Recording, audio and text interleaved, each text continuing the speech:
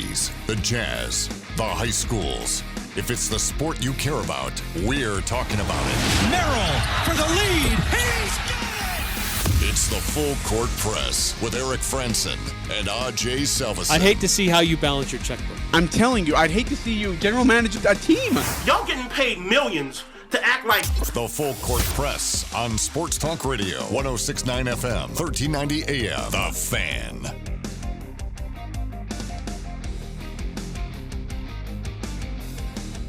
We'll find out together, Ajay. That seems to be how things go. Hang on, I gotta tell me how things go. I gotta get the right microphone. Hey, you're all right. It's been one of those afternoons for both you and I, just getting stuff sorted out as we get ready for the Rocky Mountain kickoff.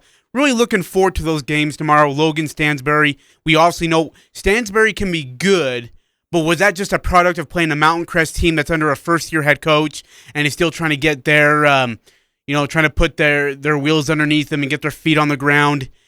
Then they turn around and just get it handed to by Ridgeline. But again, is that a product of Ridgeline being the best team in 4A? I mean, so we really don't know who Stansbury is yet, Eric, and we're going to get a pretty good idea as they face a very confident Logan team tomorrow night at 6:15. Yeah, I agree, and I think it'll be a good measuring stick for the Grizzlies as well. They went on the road and beat a Viewmont team, which surprised a lot of people. Yeah, and their running attack was outstanding. And then they played well again this last week, so they're on a two-game winning streak going here. And coming up against another good opponent. Stansbury's been a good team in the past. Yeah.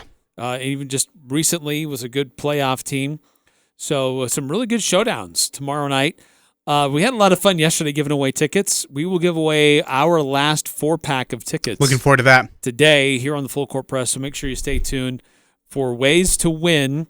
And as always, if you want to chime in and join us, text into the Guild Mortgage text line, 435-339-0321, to join us here on the Full Court Press. A couple different things to go over today. Pac-12 making it official. They are not going to pursue plans for expansion. How does that affect the Mountain West? Yeah, what's the ripple effect now from that? What does that do to the Big 12? Yep. So there are implications to this announcement today. So we'll get into that. And Pick 6 is coming up a little bit later on. I know it's Ajay's favorite game. Hate that game. Favorite day of the week. All that. So that's coming up. Yeah, good way to preview the weekend. Pick 6 is a great way to just screw your weekend over. It really is. Because then instead of watching the game to watch the game, you're watching the game, you're like, dude, you better not throw the ball here on first and goal. You better throw it, or you better not run the ball. You better throw a touchdown. I need you to throw a touchdown. Why are you running the ball on 1st and 5 with 30 seconds left in the game up 20? Throw it. I need 20 more yards. Get me 20 more yards. So when you watch, now you're fantasy football, you and I both, illegal touching versus lube nuts. Did you change your team name? I did. Okay. Good for you. Hey, let me ask you, though. When you watch a fantasy football game, or sorry, just a football game, I have the Patriots. It's my team. I have the Bucks. They're my team. But I can't watch it out of pure enjoyment anymore. Now I have to watch it based on I need guys to get me numbers. That's why I hate fantasy football. Because you're cheering for the player instead of the team? You're cheering for the numbers instead of the player or the team, I should say. That's what I hate about fantasy football, man. You don't get to enjoy the game just to watch it. I guess. I don't really get emotionally attached to my fantasy football team. How well they do or they don't do, I don't care. I will make changes.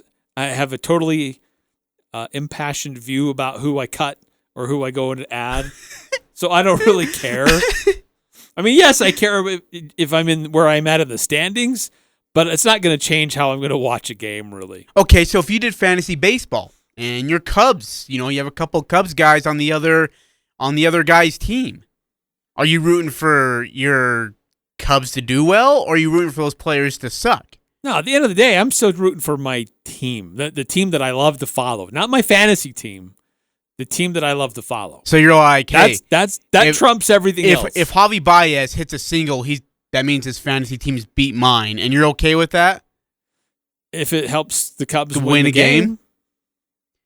I mean, I might be on the side a little bit upset. Dang.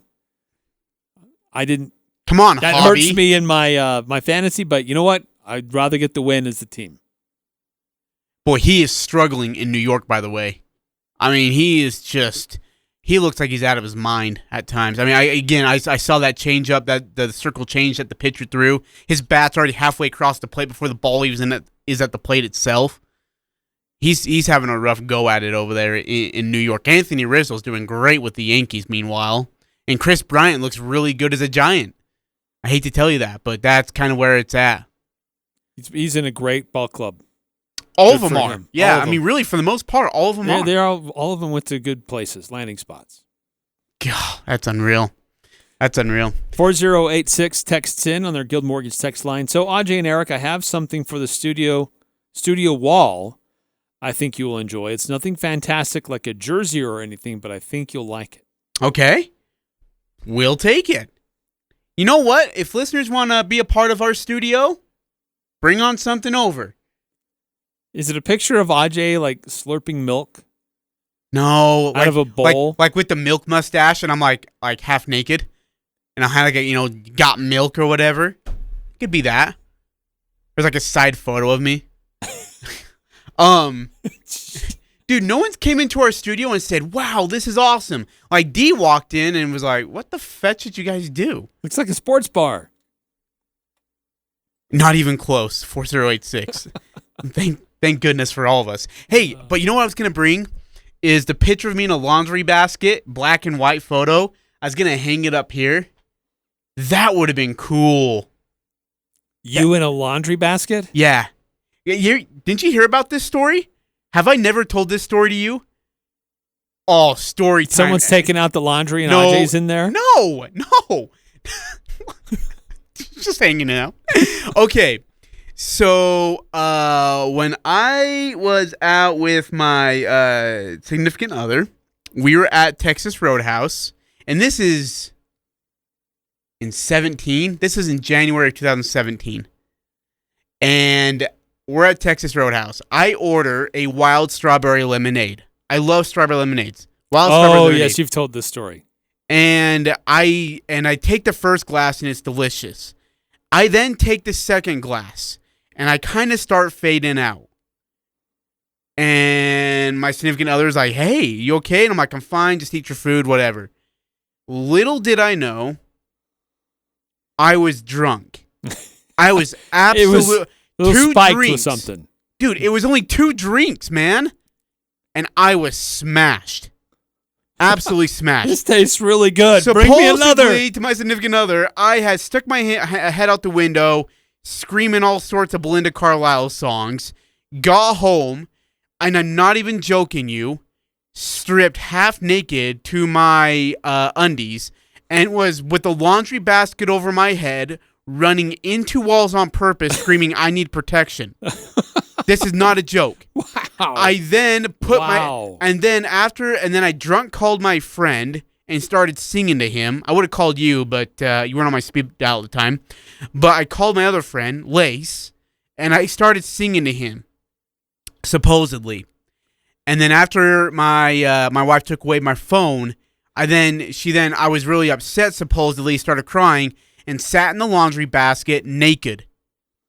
And she thought it was so funny, she took a photo of me. And luckily, you can't see my Ritz crackers. Yeah, it actually looks like the world does not need to see a naked Ajay. No, it's actually a really cool photo because you can't see my Ritz in a crackers. laundry basket. Because It's really no, wait, dude, you're gonna love this. You're gonna love this. So what it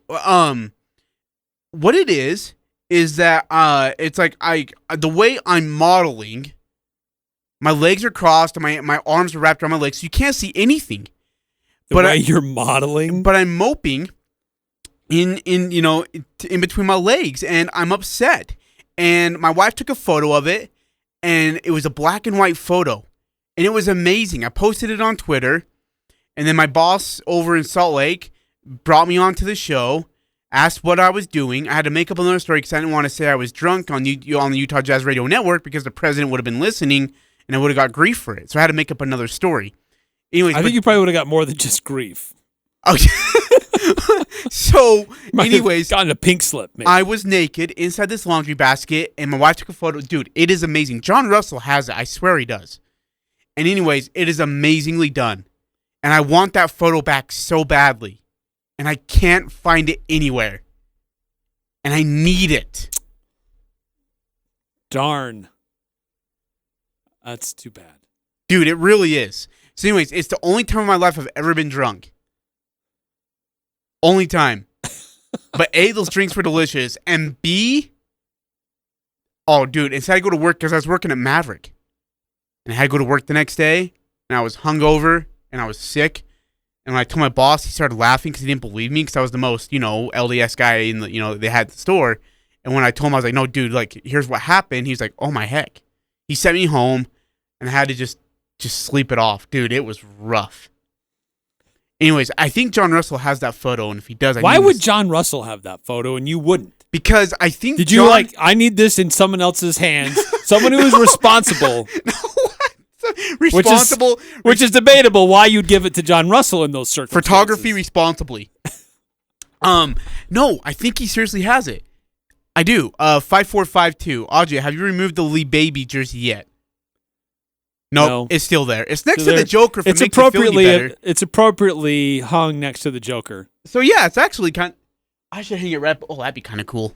Let's see. 4086. It's of Ajay in a Mountain Crest basketball jersey with a headband and wristband shagging basketballs. I had a headband on? Oh, jeez. Hey, that'd be great. No, I don't know if I want to see this. I'm sure you were just really excited to be out there on the court helping the team. Shut up, Eric. What do you think I am, radio? Put my wristband on. I'm not freaking radio, dude. Leave me alone. Put my armbands on. Don't be a bully. What? See, this is the kind of crap. Y'all. Were the socks pulled up to the knee? Dude, stop it. Or were those like the ankle socks make it look like he's not wearing socks? No. Absolutely not. 4086. Did you confess this to your bishop? I can't remember. I think I did, and he laughed. I seriously think he started laughing. I want to say I did, and yeah. My wife was like, what are you doing? Why did you tell him? And I'm like, because I felt bad. And he's like, get out of my office. He said it in a really loving way, but yeah. I think I did. Anyways. Yeah. Anyway, okay, so Mountain Crest basketball jersey with a headband and wristband shagging basketballs. I don't even want to know. Eric doesn't even want to see this. It was in Kaysville, so yeah, it wasn't here in Cache Valley. Anyways, hey, switching topics. Yes, please do. Yes, for all of our listeners, we need to switch topics. All 5 of you. We talked about this yesterday.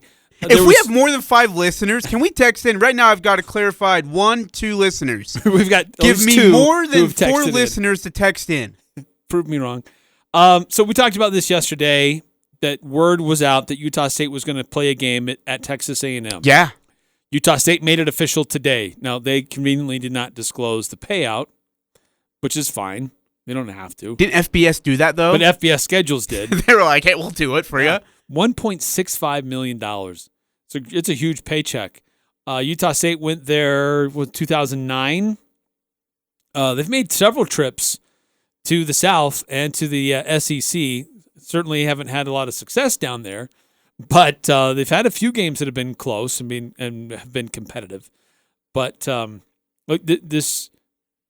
give credit to athletic director John Hartwell for making this deal and scheduling out to the future and getting that kind of a paycheck to help Utah State with their athletic department. It's great, Eric. I'm actually really the money's always important, but what makes it better is not just collecting a paycheck, but then also competing with that team. It's great to beat the team, but just to compete with them and to be like, yeah, we'll take our $1.68 million while you guys are dragging yourselves off the field. Even if you won, you got out of a dogfight with us, and now you got to get ready for, because usually week 2 is a Power 5 team for a lot of these teams, and now it's like, oh, geez, now we got to go back and play UCLA or USC or whoever it is, thinking we had a cupcake in week 1.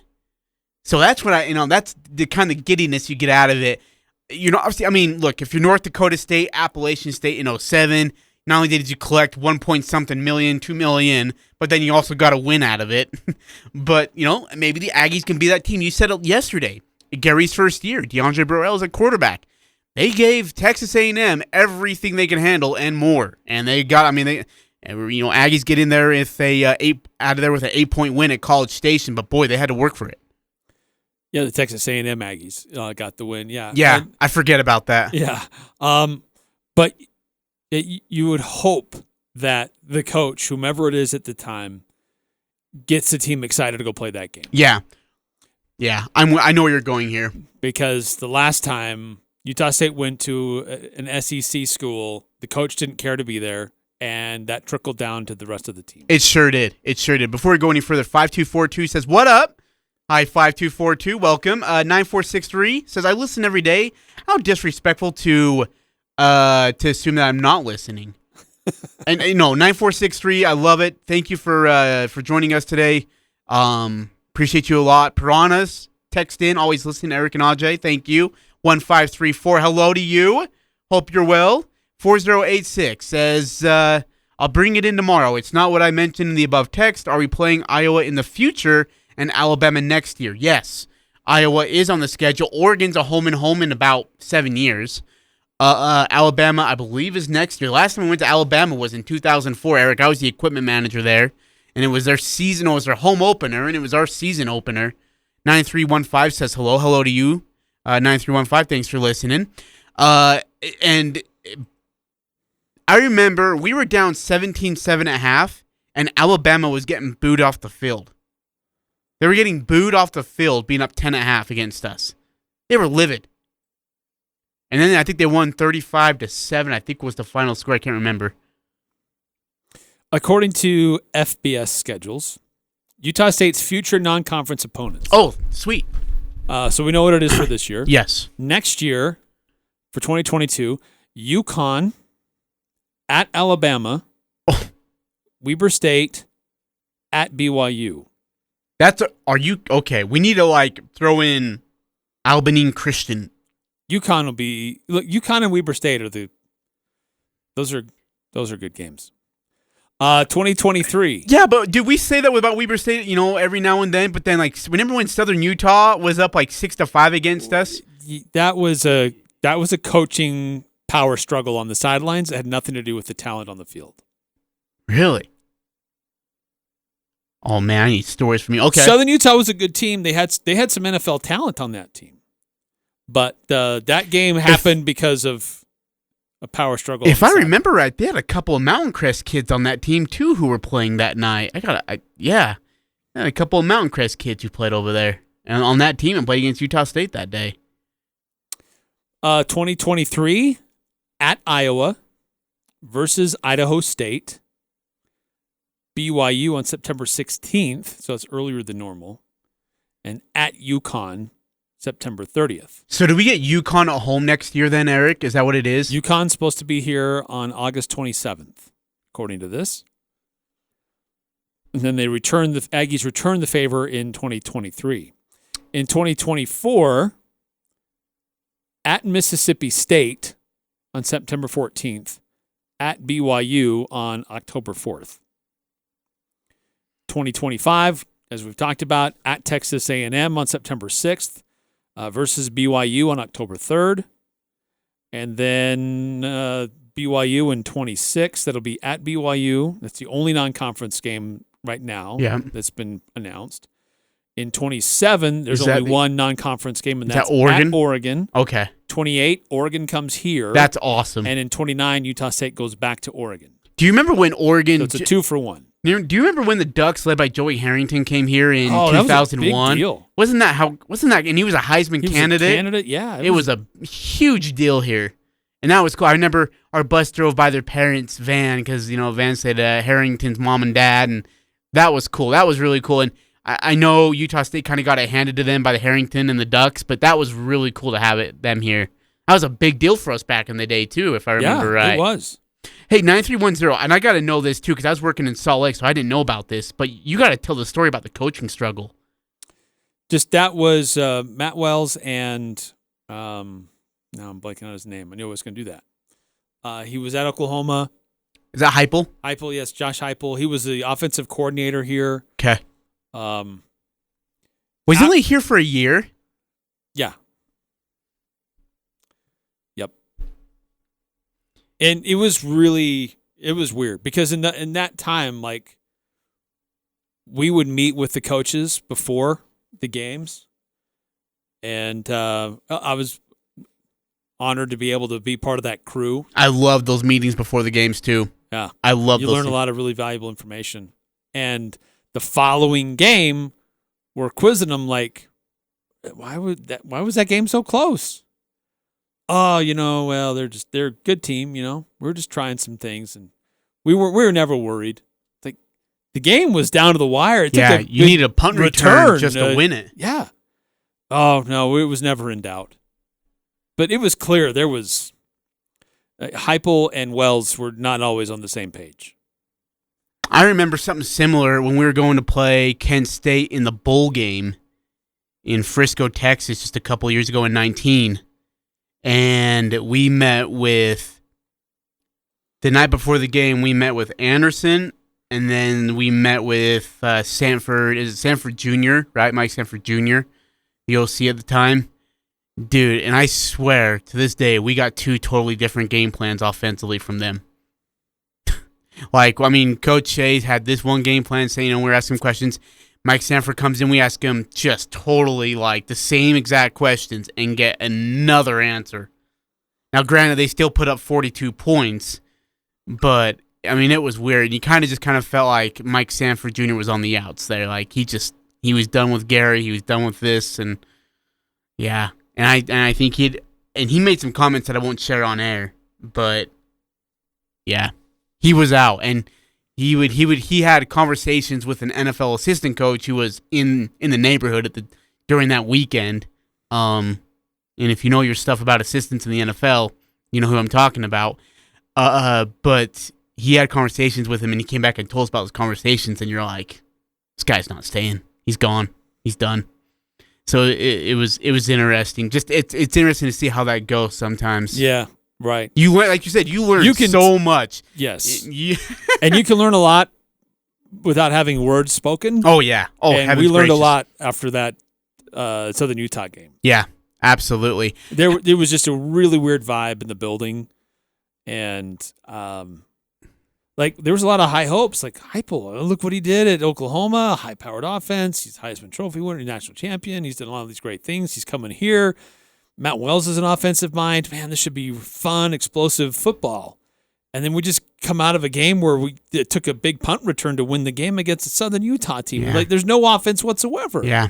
It's like, what went on? And to look at Heupel, he's like, meh, yeah, it was no big deal. We were fine. We were always going to be fine. It's like, there's something that's just not connecting there. Hey, we were talking. It got a little better as the season went on. But then at the end of the year, it got weird again. Can I ask you about assistants? Just you and I had an off-air conversation yesterday, and I wanted to ask you about this, and I wish I would ask you yesterday and I didn't, but I'll ask it on air.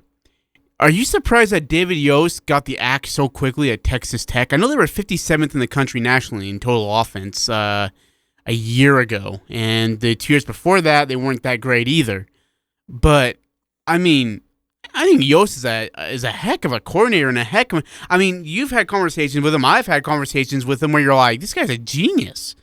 He's a brainiac on the offensive side of the ball. And I was really surprised that they ended up axing him, or at least Coach Wells gave him the axe. And maybe it was the boosters too, because from what I had heard, the boosters were like, look, Wells, if you don't can the guy, you're going with him, and you're both done. And I was surprised. Me too. Honest. Me too. Because it worked out so well at Utah State. It was a gem. It was incredible. And they were great. They were great together. Chemistry-wise, they were great together. Right. And his style of how he wanted to do things was the perfect fit for Texas Tech. for how they like to do it, what they're known for. But I don't know if he just didn't give it enough time, he didn't have the right personnel. I was surprised that he got let go. Because in a league like the Big 12 where you average 60 points a game and you give up 70 points a game, you think that offense that he took from Utah State over there would just absolutely thrive, and it didn't. So I wondered if that told you more about how good Jordan Love in the offense was in 18 and maybe about the lack of talent over at Texas Tech that they had at the time. I mean, look at Henry Colomby.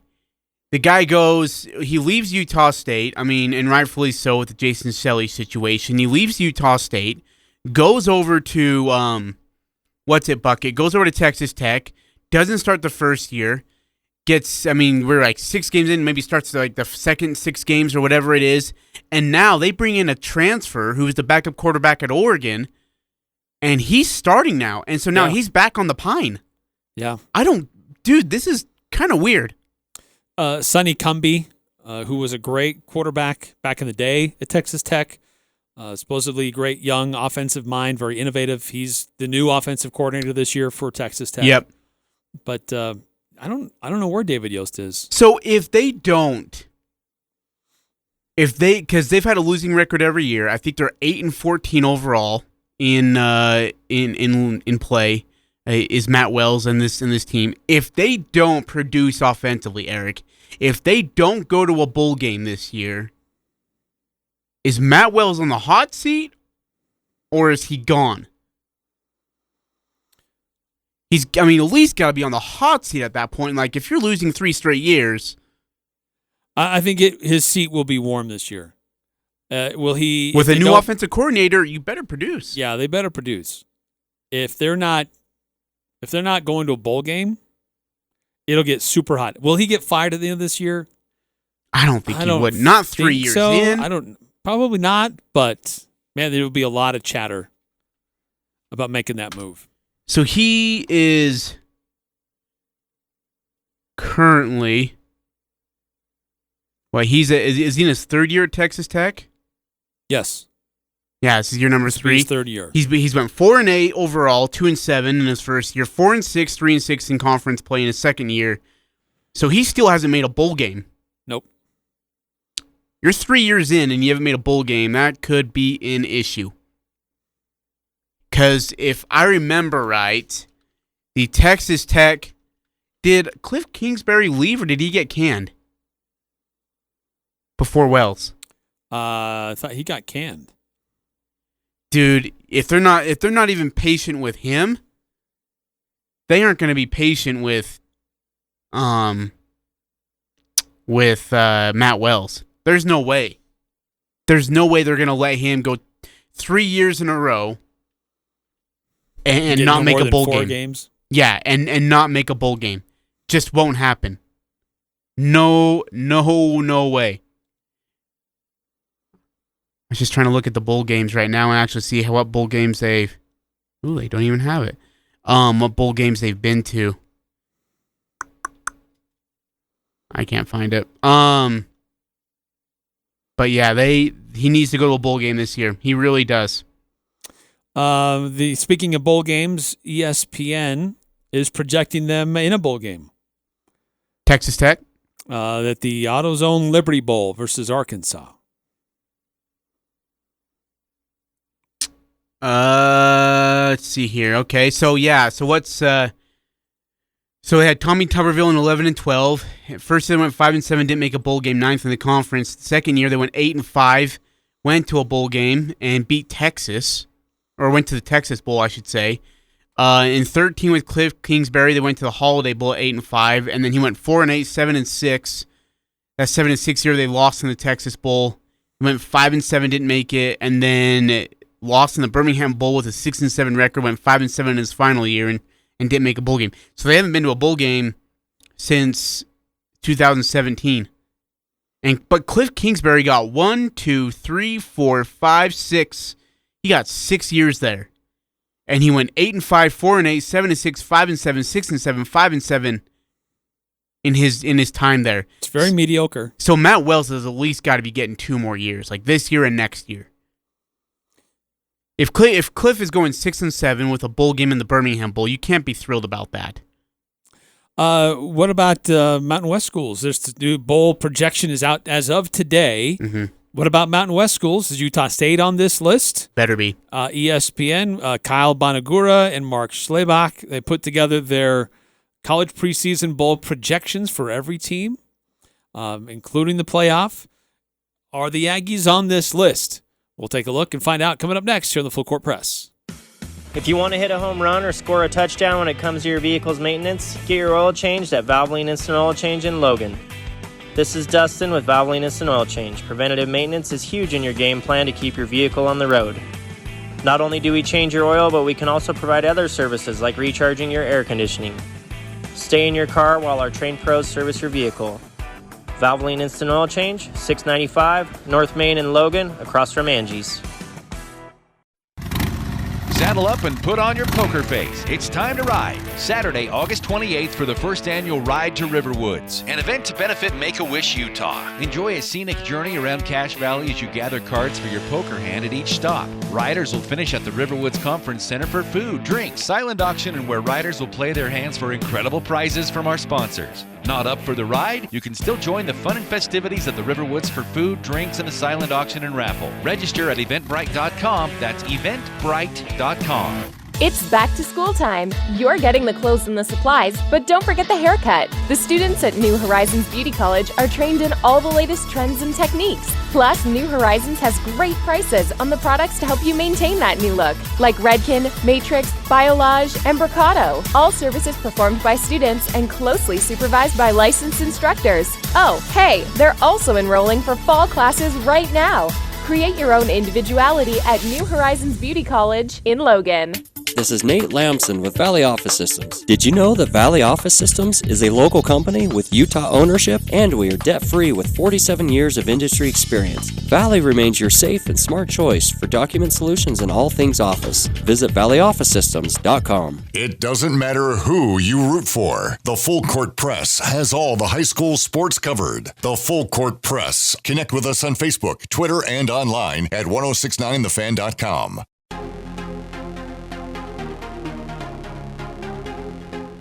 Eric Frandsen, Ajay Salvesen here on the Full Court Press. 106.9 FM, 1390 AM. The 106.9 The Fan mobile app. Streaming online, 1069thefan.com. That's where also you can find our podcasts of past shows, past interviews. Ajay, it's been fun catching the players and coaches after practices during fall camp. There is definitely an excitement about Utah State football this year. And everywhere I turn in a national publication,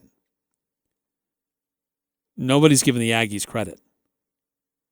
I believe it was ESPN. They ranked every team 1 through 130. They got the Aggies at 118. Las Vegas thinks they're only going to win 3 games. A couple other publications think, maybe 2 or 3 wins for Utah State this year. I get it. They're basing that off of what they did last year, and there was a lot of disarray and problems with Utah State. But it's also evidence that they're not really paying attention to what's going on in Logan this year. I really feel like this is a bowl team. I really feel they can get 6 wins. When I look at this schedule, and I look at what's ahead of them, the teams that they're gonna play, where they're going to play them, when they're going to play them, I think Utah State can get to a bowl game. Me too. I absolutely do.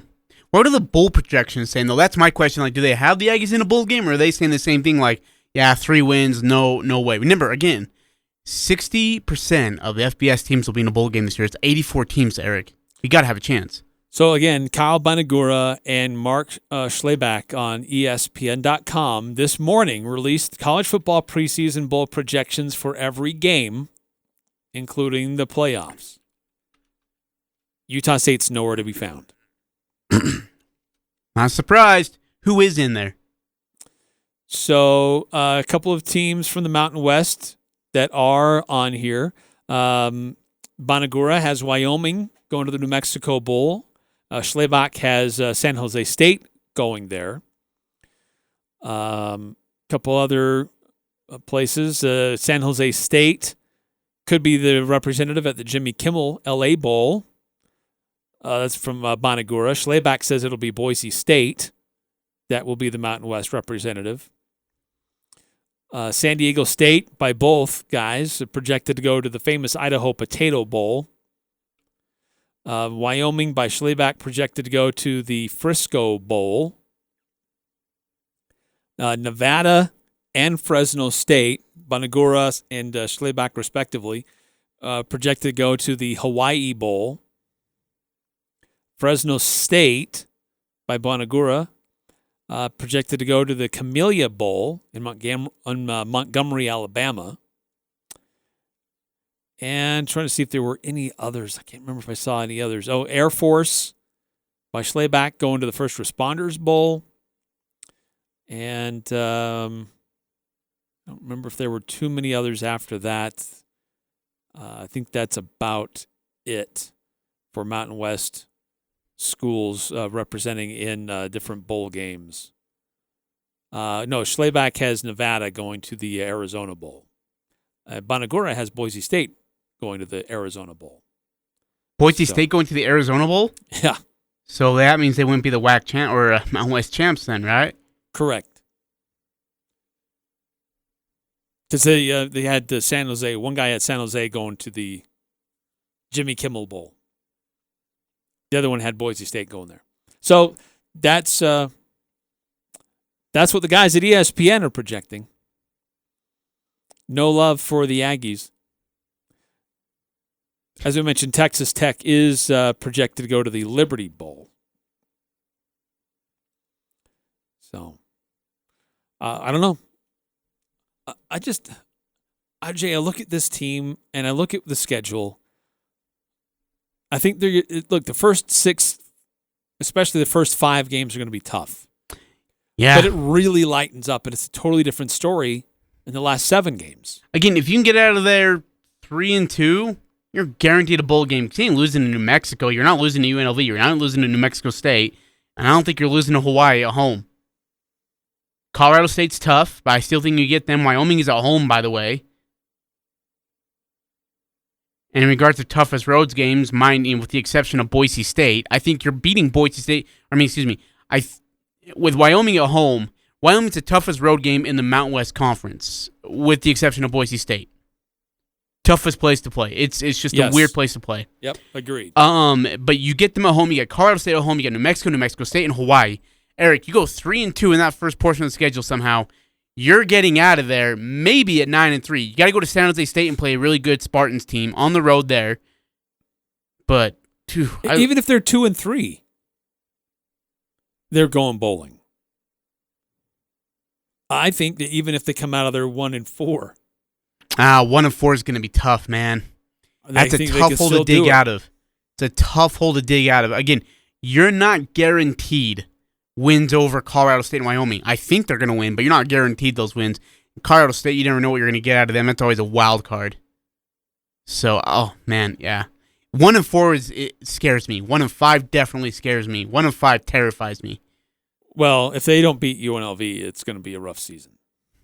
If they can't beat UNLV, the second half of the season. I'm so excited for that game at Allegiant Stadium. That's going to be fun. Oof, that's going to be a blast.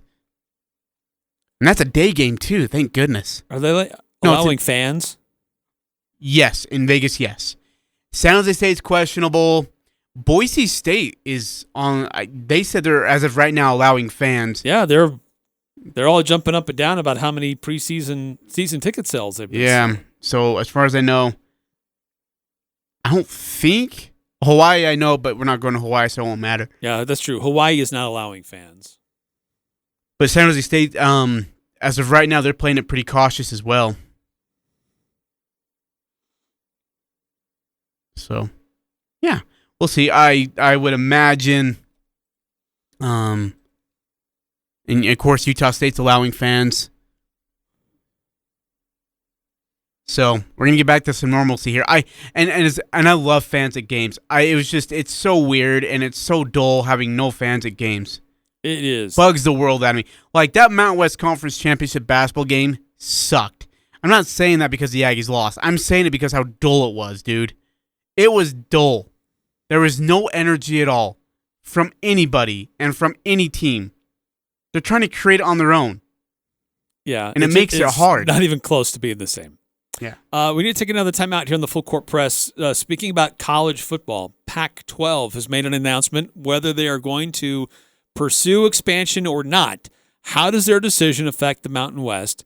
But perhaps more particularly, how does it affect the Big 12, which by nature could affect the Mountain West? We'll talk about that and update you on that announcement from earlier today next here on the Full Court Press. It's time to plan your fall home improvement project. You've had ideas on how to spruce up your outdoor space, and nothing is better than a smooth surface to party on. Cast-A-Lite in Logan has pavers you can install yourself. But if you're not sure how to do it, their in-house professionals can teach you how to do it right. With Cast-A-Lite, you can turn your outdoor living space into the entertainment capital of the neighborhood. For brick, block, rock, paver, and tile, go where the pros go. Online at castalite.com. It's the Full Court Press. I happen to be sitting near the Van Leeuwen brothers. How was that? That was fun. They were going nuts because Kyle had himself a day. What Yossi Mariner was in 2019 for Jordan Love, Kyle Van Leeuwen might well be for either quarterback in 2021. Just the, hey, I need to get bailed out. Where are you, Kyle? He doesn't quite have Travis's size. No, not even close. No. Even standing next to him when we were doing our press conference, I was like, not that tall. Even with cleats, I could play Division I football. I have a chance. Weekdays from 4 to 6, 106.9 FM, 1390 AM, The Fan. Ascent Aesthetics is quickly becoming the choice of those looking for Botox, fillers, skincare, microneedling, laser hair removal, medical-grade facials, and more. Doctors Blotter, Benyon, and Robinette of Cache Valley Ear, Nose, and Throat have assembled an incredible staff that want to meet and help you feel confident, beautiful, and refreshed. At Ascent Aesthetics, it's always education first. Visit Ascent Aesthetics in their new Providence location next to the Bank of Utah. Go to ascentaesthetics.com. That's ascentaesthetics.com for more details. At the Honda Summer Sales Event, one summer adventure leads to another. Start with a great offer on a new Honda and be on your way to remote beach weekends, deep forest discoveries, and sunsets next to a campfire that you built yourself. For a limited time, well-qualified buyers can get 1.9% APR on the 2021 Honda CR-V, Ridgeline, or the all-new 2022 Civic. Get a great deal on a new Honda at UtahHondaDealers.com. Exclude Civic Type R. See dealer for financing details. Northern Utah and Southern Idaho's home for sports. It's the Full Court Press on Sports Talk Radio, 106.9 FM, 1390 AM, The Fan.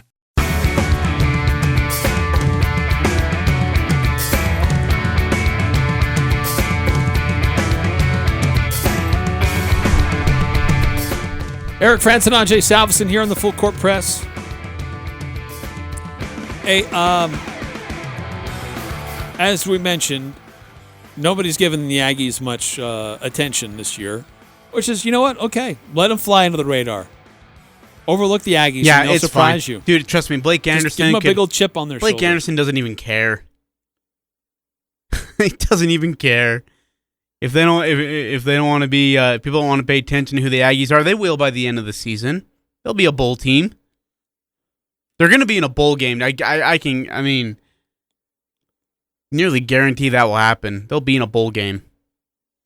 So the Pac-12 earlier this week with other conferences, they announced it with the ACC and the Big Ten announced we're doing this alliance where nothing is official, but we're going to work together. We're going to be on the same page. We're going to do some things that we'll do some interconference scheduling, right? We'll do some things to make sure we block the SEC from any further expansion. At least if there has to be a vote among all the Power Five, at least the three conferences will outweigh the SEC. But the Pac-12 also discussed that there's a possibility that they might do their own expansion. They have their own little working group, and sources in the Pac-12 tell ESPN that the conference had an expansion working group that included athletic directors and presidents and chancellors who explored what that criteria would be. Benefits for a full membership, along with possibly adding schools in just football, and men's and women's basketball. So it looks like they were exploring a variety of different options. So if they were looking at exploring just football, men's and women's basketball, Boise State may have been on their radar. I still kind of highly doubt it, because I think they were looking at expanding into new time zones, new markets, potential for larger revenue opportunities and revenue streams. But at the end of the day, today, the Pac-12 has announced that they are not going to pursue expansion at this time. It was a unanimous decision. So, Ajay, was that the smart choice for the Pac-12, or should they have taken a more aggressive approach? I'd have been aggressive. Why not? What's the worst that... You don't think teams would have been vying to come into the Pac-12? Good teams? Big 12 teams would have said, yeah, hey, what can we do to get there? We want to be a part of it. What can we do to be a part of it? And you're going to, just take the opportunity to expand. And if teams say no, they say no. But not a lot of teams are going to say no to being a part of the Power 5 conference in the Pac-12. With the Big 12 disassembling like they are, well, we thought they would. But I don't know that it was have necessarily elevated a group of 5 to a Power 5 into the Pac-12. I think they were more inclined to pursue teams that were in the Big 12 as it's currently collapsing. Now, they didn't make it clear. They didn't say who was on their radar. But their decision, though, is partially the mindset is, look, let's keep the 12 teams we have. It doesn't dilute our overall revenue share per school, and it keeps us stable.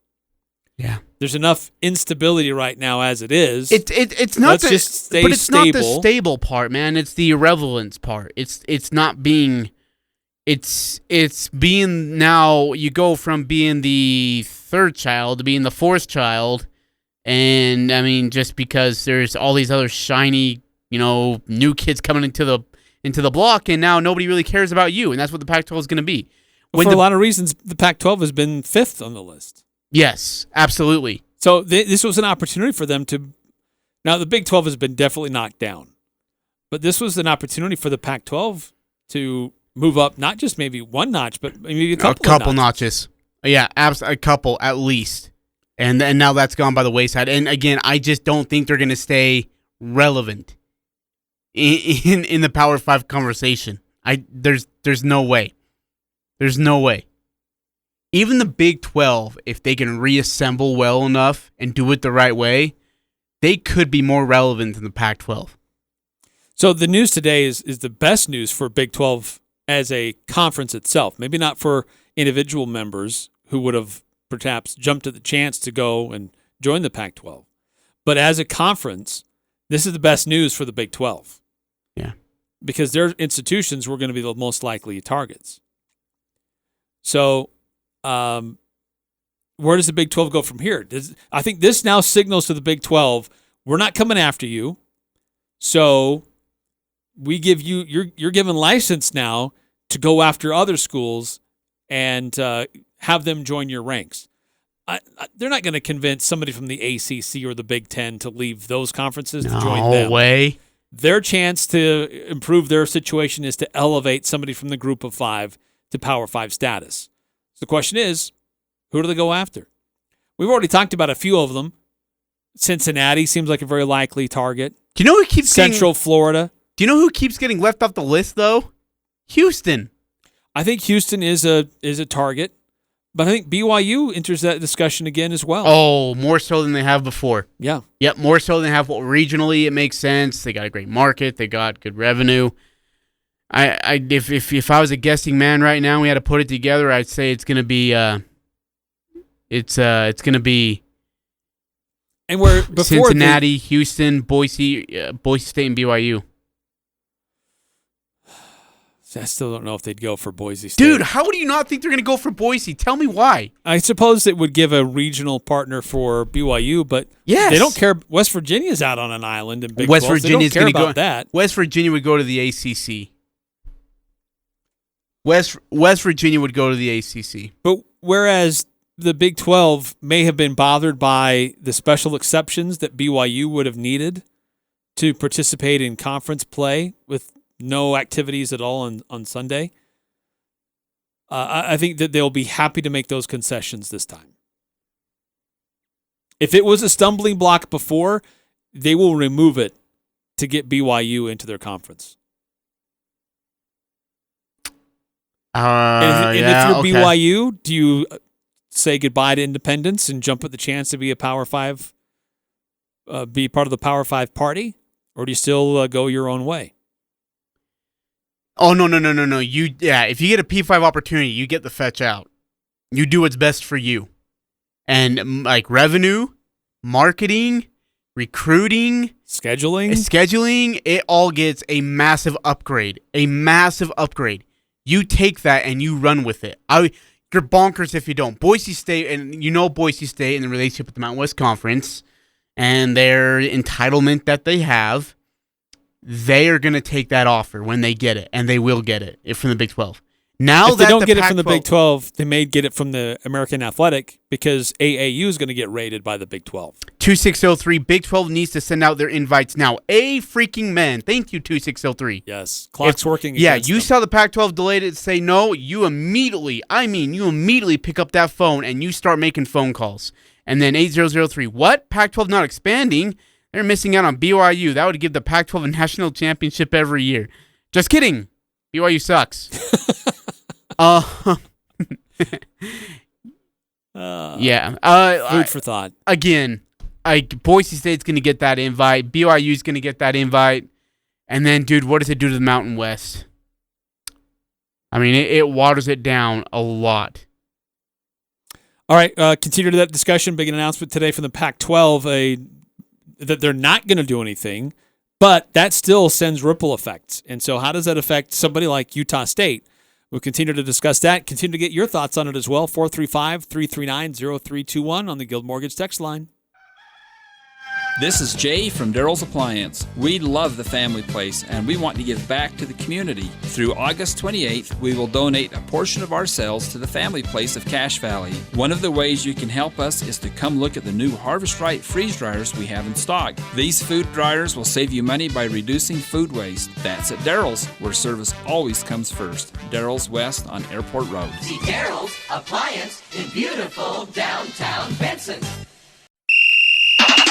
The excitement for high school football ramps up this weekend with the return of the Rocky Mountain Kickoff. 2 big games Friday night, August 27th. The first game kicks off at 6:15 and features Logan versus Stansbury. The late game is at 8:15 with 6 A teams, Roy and Clearfield, going head-to-head. One admission price gets you both games. Gates open at 5:30. The Rocky Mountain Kickoff. 2 big games Friday night in the USU Football Stadium. Tickets are only $5 and on sale now at the USU ticket office. Crystal Vision is honored to be voted the gold medalist in Best of Northern Utah for optometrist and eye doctor. Thank you for your votes and trust in their business. To celebrate this award, they're offering a 20% off sale on their frames and lenses. Crystal Vision carries frames and lenses for your unique style and budget. Take in your current prescription and let Crystal Vision fit you into a new look. Let this be the year your glasses feel like they were made for you. Crystal Vision on 14th North or online at crystalvision.com. The Full Court Press. Connect with us on Facebook, Twitter, and online at 1069thefan.com.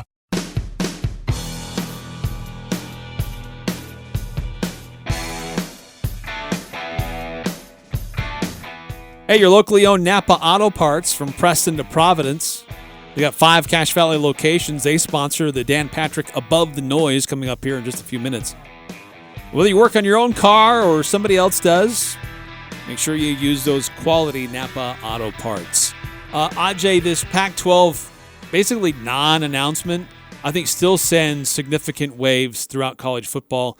I think the American Athletic is going to try to make a case that, look, if you're not going to go to the Pac-12, if they're not going to extend an invitation to you, we will. Does it make more sense for some of these schools in the Big 12 to say, we don't know what we're doing in the Big 12? Maybe it's better to go to the American Athletic. Oh, man. Because they are going to be the aggressors. They're going to try to to snag those schools themselves. But if you're in the Big 12 now, do you still hold on to the Big 12 name recognition rather than going to the AAU? Look, AAC? Right now, there's still a Power 5 conference. That's true. Until they say you They aren't. have better media rights and better media deals. Until they say you aren't, you are. So I'm sticking with it. Until the song ends on that dance, you go with it. 3513 on our Guild Mortgage text line. It's all about money. Pac-12 doesn't want anyone to come in unless they can add money/viewership to the pile. Unless someone can add significant viewership and ticket sales, they won't add anybody regardless of the path to insignificance that they're currently on. It's all about the Benjamins. Stupid question really quick, but would you add BYU to the Pac-12 then? Would it have made sense to add BYU to the Pac-12? It doesn't grow you anything. Money, dude. We just talked about that. We'll talk about it next hour. Stick around on the Full Court Press. I'm Dan Patrick, and this is Above the Noise. As we approach the final preseason weekend, quarterback battles around the NFL are starting to get settled. Jags named Trevor Lawrence the starter yesterday. The Broncos will go with Teddy Bridgewater. The Bears will start Andy Dalton in Week 1. Saints haven't officially made a decision yet, but they should soon. Then there's Mac Jones in New England, Trey Lance in San Francisco. The promising rookies are second string for now. Big question is, what's the NFL media going to be talking about for the next couple of weeks? It won't be long before the next big topic comes up, and when it's time to switch quarterbacks, that's when we'll have some discussions. Right now, everyone's optimistic, but the odds are, if you aren't sure who the quarterback is in training camp, you don't have a rock-solid plan at that position. And we all know the first-rounders are going to get a shot at some point. So take all of this week's announcements with a grain of salt, because even though the QB controversies are drying up for now, they'll be heating up before too long. I'm Dan Patrick, and this is Above the Noise.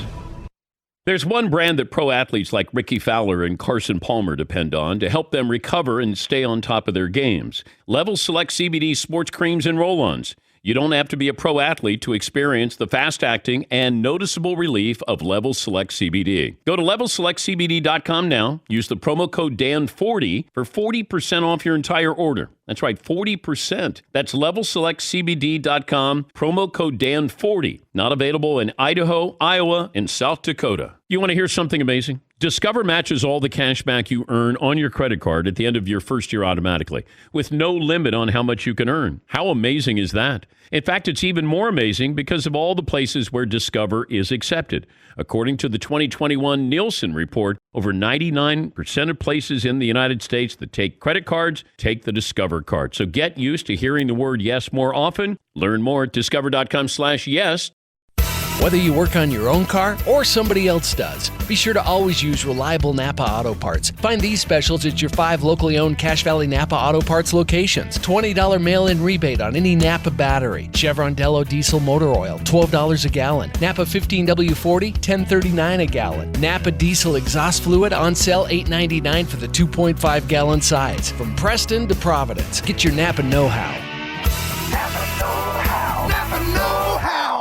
Hey, are you looking for a way to give back to your community? Join the United Way of Cache Valley for the annual Day of Caring, Thursday, September 9th, the Willow Park Pavilion, beginning at 9 a.m. Be a part of the United Way and their commitment to unite the caring power of Cache Valley to better the lives of the individuals in our area. You can make a difference. A Day of Caring with the United Way of Cache Valley, September 9th. Sign up at unitedwayofcachevalley.org or justserve.org. Northern Utah and Southern Idaho's home for sports. KLGN Logan, 106.9 FM, 1390 AM. The Fan. We are Fox Sports! And here's what you need to know. Get things cracking first in the National Football League. Indianapolis Colts have placed All-Pro offensive guard Quentin Nelson on the COVID-19 list. Tennessee Titans have now racked up 9 players and coaches who have been included that have tested positive for the coronavirus. That also includes their leader, quarterback Ryan Tannehill, and head coach Mike Vrabel. Dallas Cowboys offensive coordinator Kellen Moore told reporters today that Dak Prescott, who's recovering from shoulder injury, no longer in a pitch count, limiting his throw, so he'll be back in action soon enough for the team. Meanwhile, New England Patriots quarterback Cam Newton returned to practice today. Also, the Colts mentioned one guy in Quentin Nelson. Eric Fisher has also been added to the COVID-19 list as well. In Major League Baseball, oddly enough, the Baltimore Orioles have won back-to-back games. They pummeled the Angels today by a count of 13-1. For all the latest, you're available online. Head over to foxsportsradio.com. I'm David Gascon. It's the Full Court Press. There is no stopping this team. The Aggies, the Jazz, the high schools. If it's the sport you care about, we're talking about it. Merrill for the lead. He's got it. It's the Full Court Press with Eric Frandsen and Ajay Salvesen. I'd hate to see how you balance your checkbook. I'm telling you, I'd hate to see you general manage a team. Y'all getting paid millions to act like...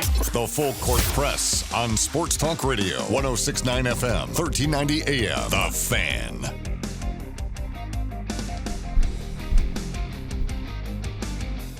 Eric Frandsen, Ajay Salvesen here on the Full Court Press, 106.9 FM, 1390 AM, on the 106.9 The Fan mobile app, and streaming online, 1069thefan.com. And subscribe to our podcasts wherever you find your podcasts. You'll not only find past episodes that we've done, but the interviews that we've done with Aggie football players and coaches. For the last 4 weeks, we've been able to talk to quite a few players and coaches. Yeah, a ton. Yeah, there's a lot of great interviews. All of them are posted online, so you can see them all. Who was the best interview? That's what I was just actually thinking. I honestly was just thinking that. Dude, Bondo was pretty good for me. I love Ephraim. Lapuahu was really, really fun. Those are, man, probably the two that stick out to me. Yours? I put Kyle Cephalo up there. I enjoyed talking to Hunter Reynolds. That was interesting. Yeah. I'm glad you talked to Justin Rice. That was a good conversation. Yeah, he was good. I enjoyed hearing from Justin. He was good. Yeah, I'm trying to think. Yeah, Alan and Bondo were the ones that stuck out to me.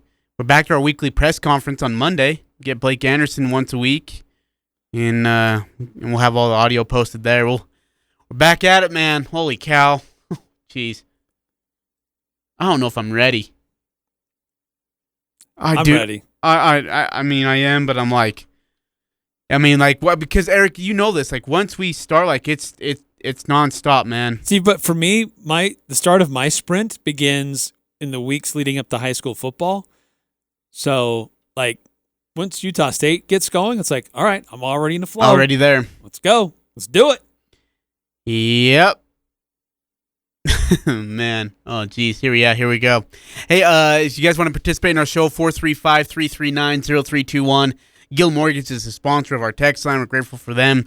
435-339-0321. 0737. We're talking expansion, right? Pac-12 says, no, we're not going to expand. It opens the door for the Big 12. And I loved what I think it was, I can't remember who said it, 2603 might have said it, but you're making phone calls immediately, right? You're making, you're on the line calling teams that you have interest in and saying, get over here and be part of the P5 conference. Send the balloons. Yep. Send the special courier. Yep. You send them a limo and say, hey, what else got to do to decorate this? Put it on a platter. So we were talking about, I think Boise State's one of the teams to get the phone call. I think BYU is going to get that phone call. I think, in fact, a couple of texts came in. 0737 says, why has Colorado State been mentioned so often in the conference realignment the last few months? It's just good regional. A couple reasons. One, regionally, where they're located, they're not that far outside of the Denver market, so they would be considered part of the Denver metro, at least for the Denver television market. Two, they've got a beautiful new football facility. And three, they have one of the biggest athletic budgets in revenue in the entire Mountain West. We had it up just the other day. If they're not number one, they're number two. Nah, they're in top three. They're way up there. So that's why Colorado State gets mentioned so often. So let's think dark and dreary here for a moment. I like this game. Boise State gets the acceptance and they accept the offer to the Big 12. Mountain West is left hanging. What do you do? Well, you can't replace Boise State.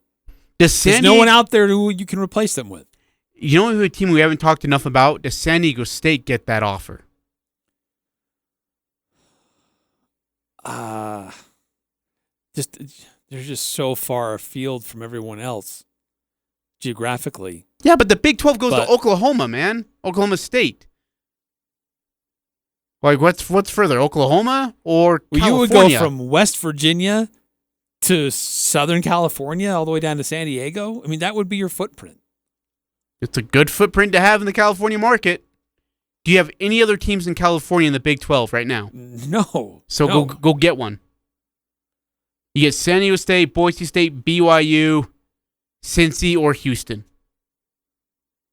See, I think if they bring Cincinnati in, that gets something a little bit more regionally, at least a lot closer to West Virginia. West Virginia. And I think they're also going to target UCF because they'd love to get into Florida. Okay, so wait, we're complaining about going all the way to California, but we're going to go to UCF and go to Florida?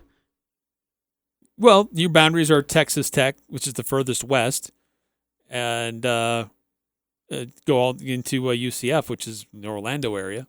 2603. If the Big 12 adds Cincinnati, that makes a good travel partner for West Virginia. Okay, there you go. Big 12 should add 8 schools. USF, that'd be South Florida, Central Florida, East Carolina, Cincinnati, Utah State, Colorado State, Boise State, BYU, or Houston. I am sorry, Utah State is not going to get an offer. I wish they would. I would love it if Utah State got an offer. We would all be jumping up and down for joy. Ajay, it won't happen. 6789. Ajay, respectfully, you should pull up a map.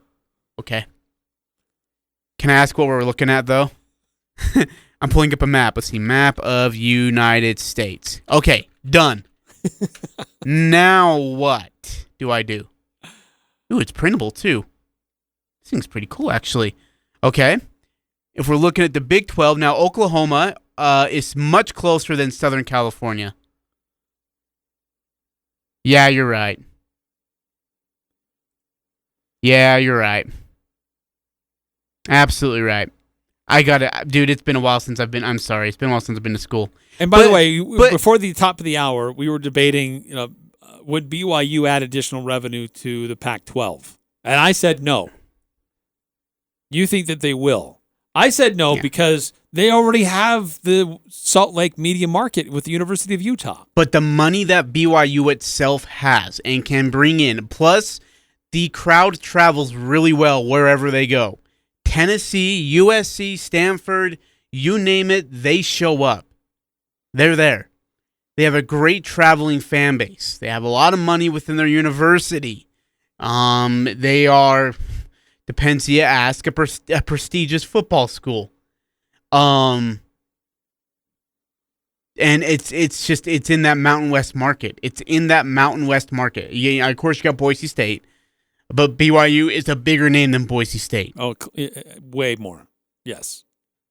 So I would, be crazy not to invite BYU. Be absolutely bonkers not to. In fact, but if I'm the Pac-12, I'm looking at expanding into new areas, not doubling down on areas that I already control. What does the Big 12 control in our area? I said Pac-12. Oh, sorry. Oh, I'm sorry. Yeah, my Big bad. 12, it makes sense. I'm sorry. Yeah, I'm sorry. But the Pac-12, it doesn't. 1570. If I was the Pac-12, I would grab Boise State now. I agree. Like, I'd go get Boise State and I get BYU. I get both of them. Just so you have your footprint in that whole. I know you got Utah and you've got Colorado, right? Colorado's also over there. Yeah. So you do. You have quite the market over there sitting right now. But, man, you are the king of the crops in the Mountain West area. And if you get Boise State and BYU, you're sitting pretty. And that leaves you Colorado State. But here's the thing. If you're the Pac-12, would you ditch Boise State and go get San Diego State since they're in your region? Or you still go after Boise State? It's a fair question. San Diego State does open up a little bit of new territory. And it's probably a little more respected as an institution. But I don't know. I mean, they are investing in a brand new football facility. So they're finally committing to facility upgrades. I don't know. I think that the bottom line here of what we're discussing is that this is going to affect Utah State, but inadvertently. Utah State's not going to get an invite. No. The thing is to watch is what does the Mountain West do to pivot and respond? Like, where do they go? That's just a problem. There just aren't very many options out here in the Mountain West footprint. They would have to expand into Texas, which wouldn't be a bad thing. But who do you add? UTEP? You try to convince SMU? I mean, there's North Texas? SMU doesn't give you... UT San Antonio? Yeah, I mean, you're talking about the Mount West, right? Yes. You take SMU. You ask if Houston's interested, they may not be. But I guess as Houston might be, because if you lose, say you lose Cincinnati to the Big 12. Say you lose, UCF to the Big 12. Houston's going to be in the same situation as the Mountain West is in when they lose Boise State. They're like, oh, we got to find something that's a little bit more spicier. Then I think you go to the Mountain West. It's a better G5 program in that regard. It's a great basketball conference. That's a good point. Really great basketball conference, and Houston has that notable. There's apparently, I don't know what it is. There's a bit of a history between Houston and the AAC. Yep. Yeah. I don't know what it is. I don't know the history, the bad blood, but there's something that does exist. It was their athletic director. And I think it was in 2016, might have been 17. They had some issues. The athletic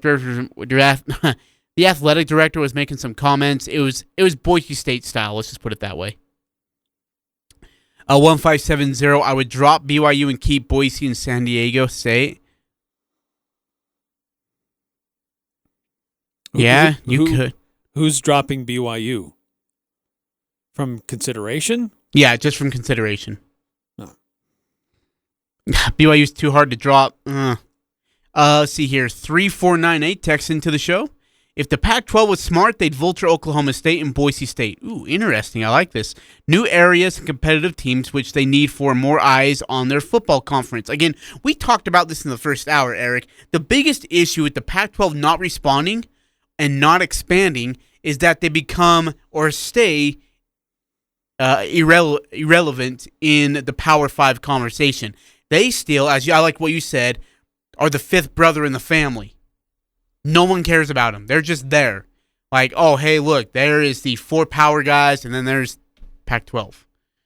When a college football writers and analysts nationwide write about the Power 5 conferences in order, they talk SEC, Big 10, ACC, Big 12's before the Pac-12 for crying out loud. Then they're like, oh, yeah, by the way, Pac-12, hi, how are you? And there were times where you'd put the Big 12 maybe a little bit higher because of Texas and Oklahoma, most recently because of Oklahoma, but now that's changed.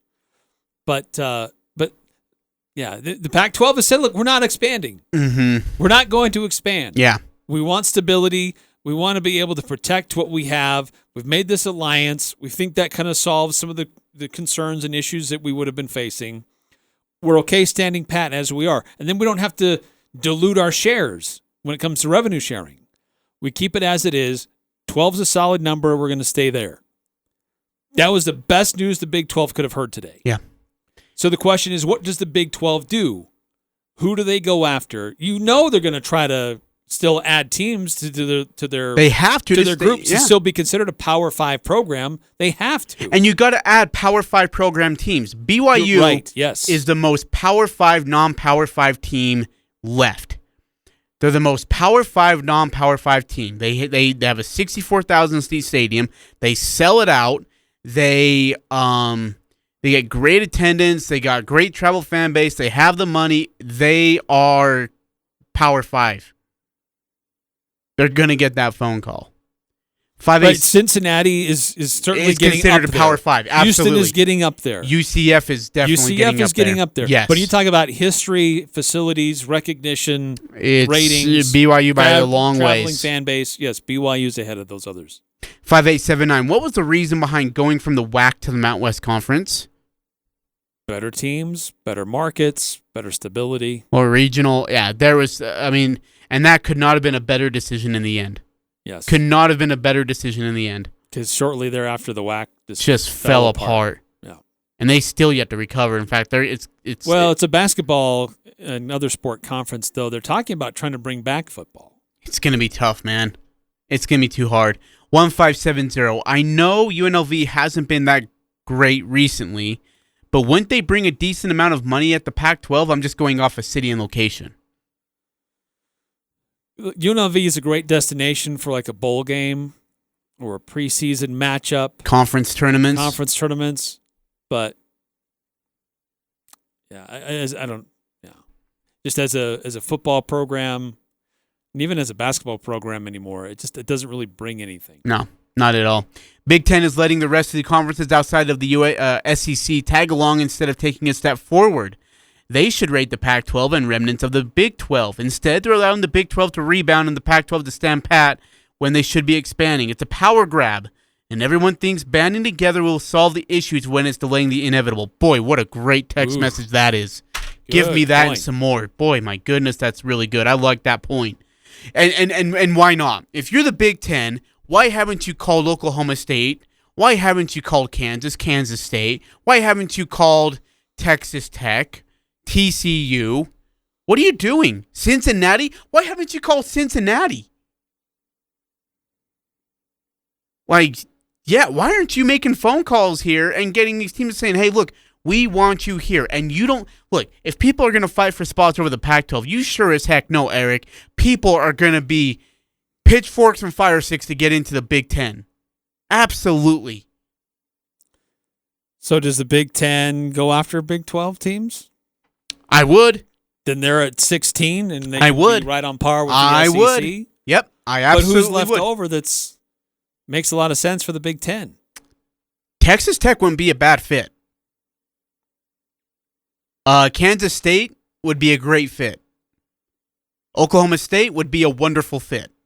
You bring in Iowa State, then you've got a good natural rivalry, in-state rivalry. Yep. No, it's a good point. 1570. I predict Cincinnati and UCF to the Big Ten, BYU and Houston to the Big 12. How many teams do you add if you're the Big 12? Man, that's a really good question. I think you'd probably go 4, at least. Makes sense.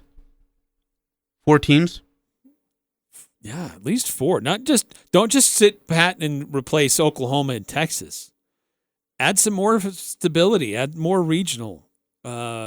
Expand your footprint. You want to be a viable conference? It's all about revenue. Can you get into new markets and tap new revenue sources?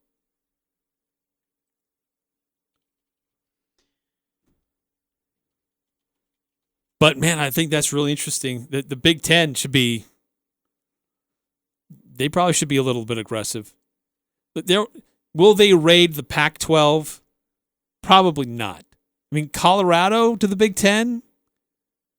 I mean, there's a partner with Nebraska then. Yo, Colorado to the Big Ten might be stretching it a little bit, though. 3498, the Big Ten should go after Washington, Oregon, USC, Arizona. However, the Big Ten won't take schools that aren't AAU. Academics matter to them a lot. Can I ask you, and forgive me for my ignorance here, Eric, but please help me. Why is it such a big deal to have an AAU school or not have an AAU school or to not have a non-AAU school involved with your conference? What is the issue there? Help me. I'm confused. So AAU, that's the Association of American Universities. Apparently it's very prestigious. It's about research institution, high-level learning, things like that. And the Pac-12, it's a really big deal for them to have schools that are AAU members. We ran the numbers on this the other day, looking at it. It's like 9 of the 12 schools are AAU institutions. Yeah. The 3 that weren't, I believe, was Washington State, Oregon State, and Arizona State. Everybody else, private, public, schools that are part of the Pac-12 were all members. And there are not a lot of other football programs, or there's a one or two in the Big 12 that are part of that. I believe Kansas is one of them.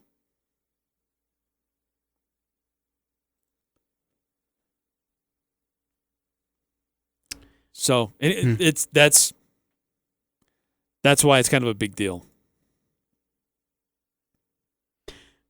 Okay.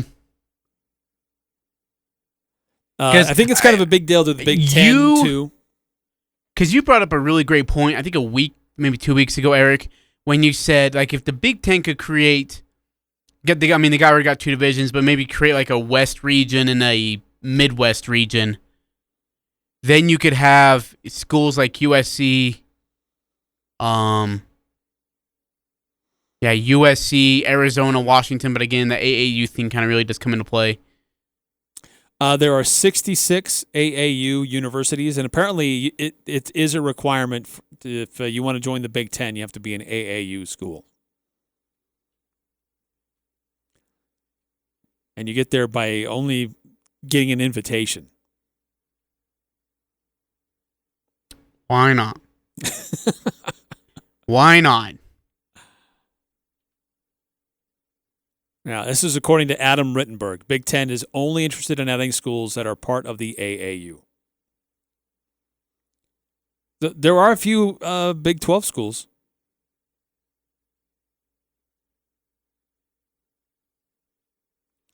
Every member of the Big Ten, except for Nebraska, is an AAU member. AJ Knight just texted in and said 3498 knows what he's talking about. In fact, 3498 continues. The Big Ten makes enough money to interest any school with their TV deals. They have set the standard. Making the alliance just lets the Pac-12 float instead of just taking the step forward to rival the SEC. Rutgers was told they'd make $60 million by 2025-ish, give or take. Imagine what they'd make by raiding the Pac-12. I'll just finish this. There are only 3 schools in the Big 12 that are AAU members. 3? Only 3. Who? One of them is already on its way somewhere else, and that's Texas. So the other 2, Iowa State and Kansas. Well, are those your targets, Big Ten? Pac-12's not going to go anywhere. Do you get to 16 by raiding Iowa State and Kansas? 1570, could Utah go to the Big 12? No. Utah is very happy and very satisfied where they're at. Yeah, I think it's a good situation for them. Yep, they're in the perfect situation. Perfect situation. Hey, speaking of schools, I was just I had missed a tweet from an individual who I'll leave nameless, but we talked about Matt Wells and what he needs to do to remain at Texas Tech, and the individual told me has to win, paid millions to produce. It's true. And Coach Wells is paid millions to produce. 8-14 ain't going to get it done. You got to have a winning season, and you got to go to a bowl game this year. I think they have to go to a bowl game this year. Yep, me too. I'm with you. Absolutely. Yeah, I don't think Utah's going to the Big 12. I think they're okay in the Pac-12. Great text by 3498. Loved it. Wait, is that AJ? Is he texting in and then telling you, that was a great text? I don't. Yep, that's AJ. I hate this job. That's good stuff. I hate this job. I hate getting played. All right, hey, we need to take another time out here on the Full Court Press. We do have Pick 6 coming up. We want to get into that. If you want to continue to weigh in on this Pac-12 announcement, hey, can we skip Pick 6 this week? Send shockwaves throughout college football. I think it still will. You can chime in on that. And look, there was a big story in free agency about Dennis Schroeder in the NBA. Oh, dude. How he left. He ended up leaving tens of millions of dollars on the table.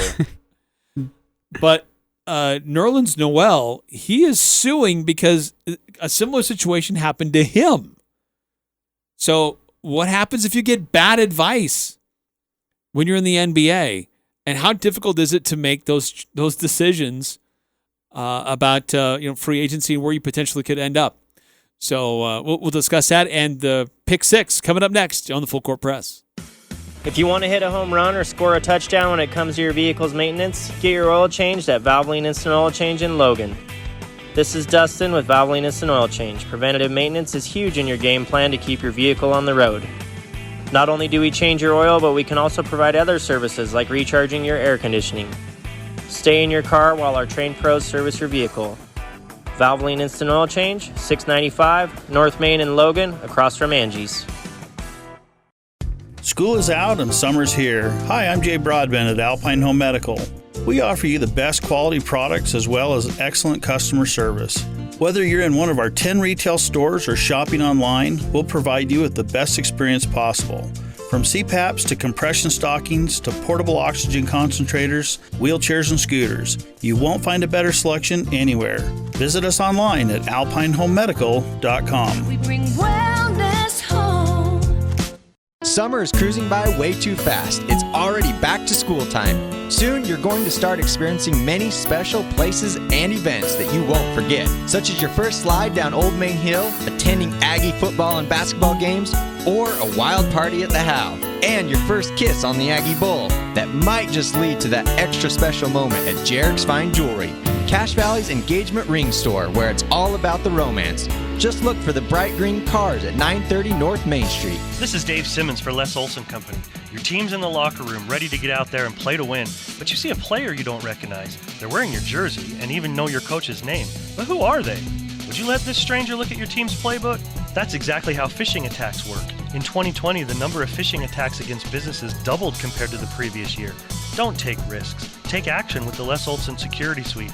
Get your free network assessment at lesolson.com.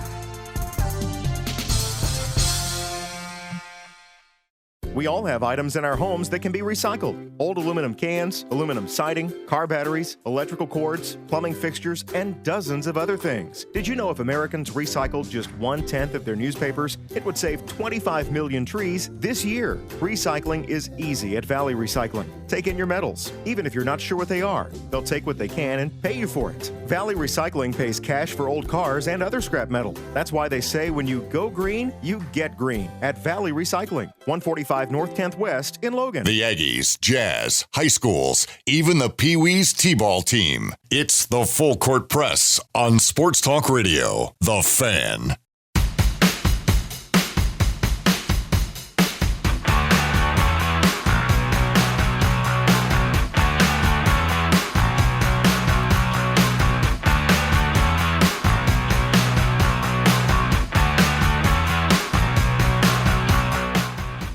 Eric Frandsen, Ajay Salvesen here on the Full Court Press.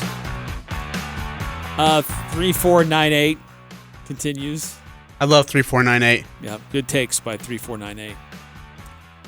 Certainly knows the Big Ten. The alliance also hurts the AAC. They were set to raid the Big 12.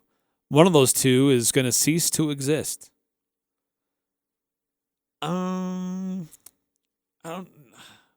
Maybe.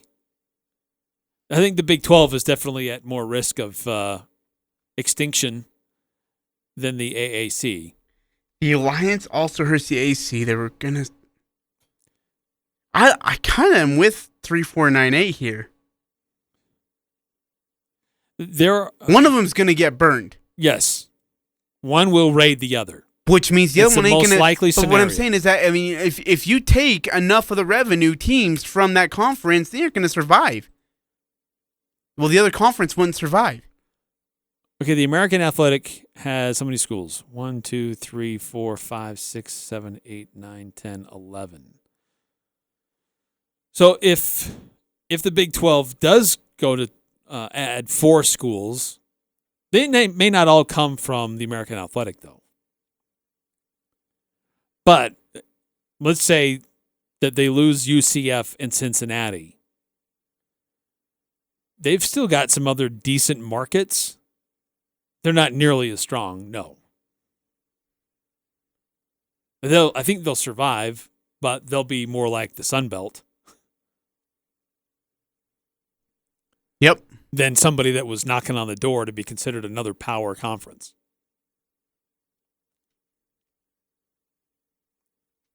Because the Mountain West was knocking on the door of being another power conference. And then Utah and TCU leave, BYU goes independent, and it was a different story.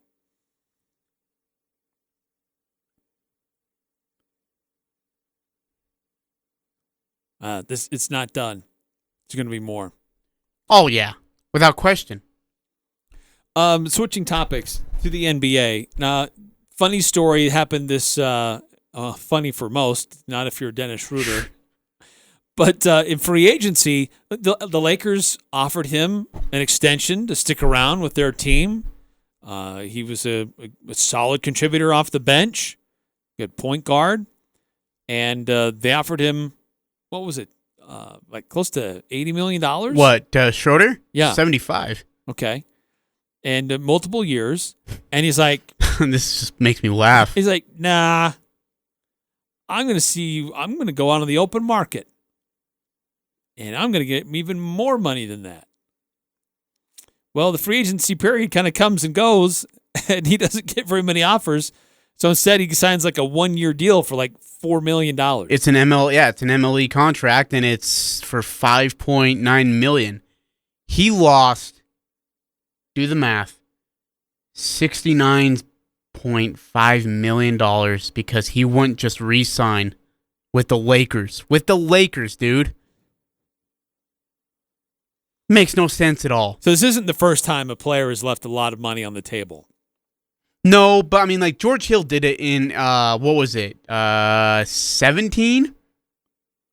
When after the 1 year with the Jazz, he then turned around and the Jazz offered him, like, I think it was 3 years, $84 million. And he told his agent, he's like, yeah, I think it's a good deal. I think I'm going to take it. And his agent said, no, we're going to get you $100+ million. And you're going to go be a starting point guard at an elite, school, at an elite team. And for some reason, George bit the bait, and then he ended up signing for $46 million with Sacramento. $46 million with Sacramento. Nearly half of what he could have got. With the Utah Jazz, who, by the way, were still contending as a playoff team. No. By the way, from what I was told, he had fired his agent the next day. Like he called his agent, said, "Hey, I signed the deal." And he goes, "Great." And he goes, "By the way, you're fired." So, yeah. Another case that's kind of similar, and another guy who fired his agent. This is Nerlens Noel. Oh, God bless this young man's soul. He is currently with the Knicks, but he's filed a lawsuit against his former agent, Rich Paul, and his firm, claiming that he lost $58 million in potential salary. So here's the backstory. This was he was a restricted free agent for the Dallas Mavericks. He was averaging 8.5 points, 6.8 rebounds in 22 games when he was traded midway through the season from the Sixers. So he joins the Mavericks, semi-productive season, not bad. And started free agency. This is in 2017. He was represented by Happy Walters. And Noel claims that he was offered a 4-year, $70 million deal by the Mavericks. Several other outlets reported this.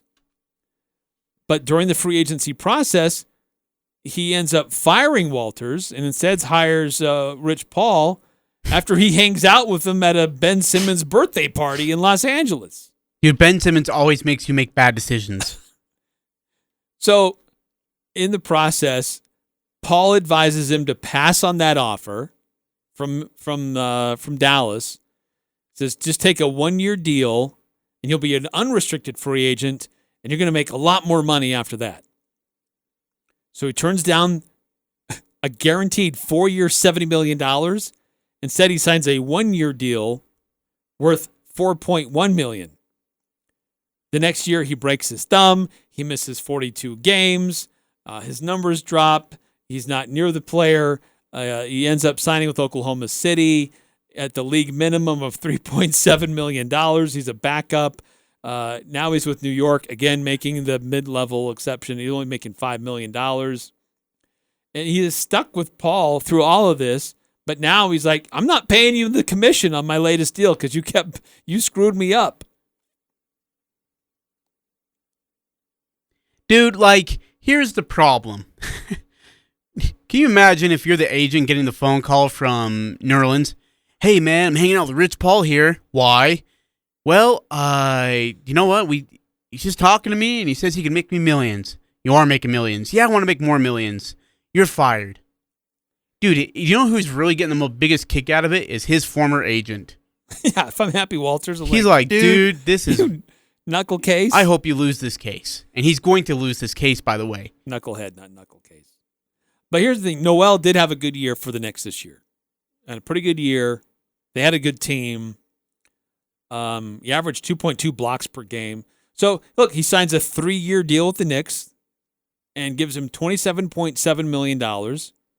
Another 4.1 in possible incentives. Here's the deal. He's got a new agent, George Langberg, who's getting it done. So he dumped Rich Paul. He's not going to pay his agency commission.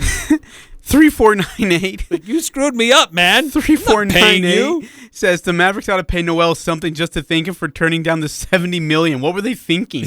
That's the other part. Is like, what are you doing, Dallas? Playing Nerlens Noel's $70 million. Like, thanks for that decision. You saved us a ton of money. Maybe we could use on other players. I just don't even. That's such a good point. Like, hello. Who would have been a worse? Can you imagine? Ajay, come into my office here. I am going to give you. And this, by the way, this wouldn't happen with Mr. Frandsen, but hypothetically, let's do it anyways. I'm going to give you a year supply of pizza and Diet Dr. Pepper, crazy bread, and the sauce. Okay. Okay, you think on that. You come back and let me know. Okay, I'm listening. Instead, you come back and say, you know what? I'm just going to take the crazy bread and take my chances that things are going to work out better. And then I'm like, oh, okay. Well, we'll spread this around a little bit. I'll give this guy a pizza. I'll give that guy a soda. Because if I'm Dallas, I'm like, yeah, okay. Hey, can I ask you a question? Good luck. Off the record, between you and me, Eric, and only between you and me. If that's what I do with Mr. Frandsen, do you think I could, by chance, maybe sweeten the pot a little bit about 5 years down the road? Hey, do you remember when I turned down that sweet deal and I let you just give the pizza to somebody else? Can I have that pizza back now? Could you imagine Noel's going back and like, hey, 5 years later, I was wondering that $70 million, if it's still in the bank account, could I, that offer's still good? The offer's still good? Is it still standing on the table? Oh my. Look, dude, that was the best analogy I have ever got in my life. But part of me, I feel bad because some of these guys, like, you're putting a lot of trust in your agent. Sure. Because they are supposed to do what's best for you and work to get the best deal for your situation. Yes. But how many times has this happened? Yeah. Where these guys think they get a bloated sense of what they're who worth, they are, what they can do. Yeah. And an agent's just filling them full of this crap, and then they have to kind of come back with their head down like, well, you know how you could have had that 4 years and $80 million with a championship-level team like the Lakers? Yeah, well, best we can do is a year. A year for $5 million. For $5 million. Like, what the fetch, man? How do you go from $75 million to 5.9 MLE with Boston? Do you think, dude, do you think Boston called LA and said, hey, by the way, hell of a job over there. Keep up We're the great work. sending you a box of donuts. Thank you. Hey, thank you. Boston Creamies coming from us. Appreciate you guys. 3498. I mean, the Mavericks didn't learn. They wasted even more money on Porzingis. Next up, he sues Doncic because he doesn't pass enough. It's too good. Wow. Oh, man, that's too good. World. Oh, this is a world that's so beyond. Hey, can we do like a Friday 5 best for the 5 worst contracts in NBA history? 5 best bad contracts? Do you? Yeah. Like, do you imagine who's going to be on that list? I mean, is it Bobby Bonilla? Bobby Bonilla is paid through like 2035. Oh my gosh, yeah. $1 million a year. Bobby Bonilla day when he gets $1 million check. He doesn't have for to do doing anything. Nothing. And he's like, "Is that million in the count?" He sure is. Let's go to dinner, kids. All right, going to Disney World again. Thanks, New York. It's so bad. What else is a bad contract? Well, there's been the kid that was at Ohio State was going to go to Portland. Greg Oden. Yeah, Greg Oden. Dude, that was a mess. He just never stayed healthy. Yeah, that one. And he wasn't like the number 2 pick. He was high, yeah. So he was taken above Kevin Durant. So you're telling me Portland's not done it once, they've done it twice. Yeah, let's go ahead and take Sam Bowie over Michael Jordan. That sounds about right. Sam Bowie ring a bell. Oh, Kevin Durant's there, and he's gonna be nothing. Greg Oden, that's our guy. Jeez, that's so bad. That was in an era where if you were a big man, you could get a premium. If you could run up and down the court and chew gum at the same time, you got a max contract. NBA has definitely changed. Yeah, and like I was going to say, where are those guys now? Yep. We got to call a timeout here in the Full Court Press. Love to continue the conversation. Feel free to text in 435-339-0321 right here on the Full Court Press. We love being in Smithfield and making it easy for our friends and customers to do their banking. Hi, this is Danny Hansen, branch manager at Cache Valley Bank in Smithfield. If you don't bank with us, I invite you to discover what a great financial partner you'll find in Cache Valley Bank. I'm anxious to get to know you and invite you to stop by and say hello. Now celebrating our 2nd year in Smithfield, located on the corner of Center and Main, Cache Valley Bank, member FDIC. Hey, are you looking for a way to give back to your community? Join the United Way of Cache Valley for the annual Day of Caring, Thursday, September 9th, the Willow Park Pavilion, beginning at 9 a.m. Be a part of the United Way and their commitment to unite the caring power of Cache Valley to better the lives of the individuals in our area. You can make a difference. A Day of Caring with the United Way of Cache Valley, September 9th. Sign up at unitedwayofcachevalley.org or justserve.org. For your next anniversary, give her the gift of diamonds from S.E. Needham Jewelers.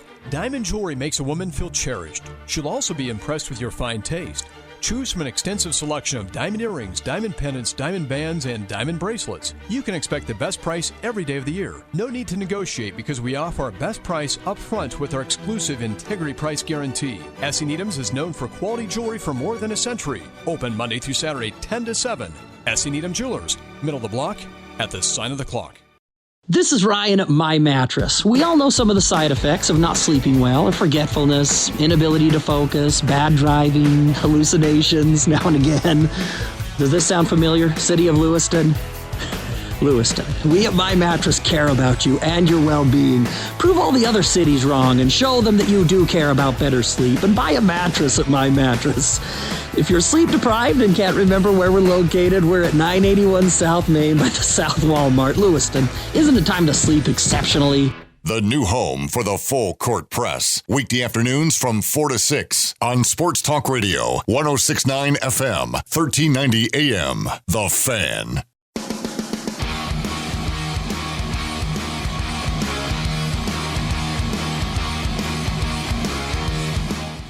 Ajay, we're going to have some college football here on The Fan coming up this weekend. I can't believe it. Get me sauced. There are games that begin in week 0.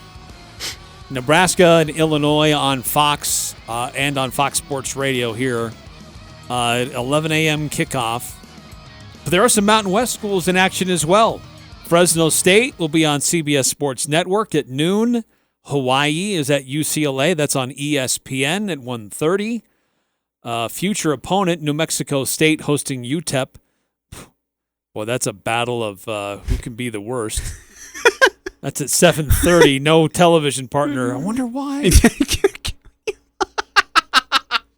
And then San Jose State hosting Southern Utah. That's 8 o'clock on CBS Sports Network. So a couple different games to watch on Saturday, and there were 3 Mountain West schools involved. We will have the Nebraska-Illinois game here on the Fan on Saturday, so that'll be fun. Here's some college football here on the Fan. So with that being said, with that quick little announcement, Ajay, it's time for your favorite segment of the week. Dude, I don't want to play. I bet you $20 I can get you gambling before the end of the day. No way. It's the Full Court Press Pick 6. Ever since March Madness ended, I am so bored. 6 things we think will happen this weekend. I don't know how the whole betting thing started, but it's fun.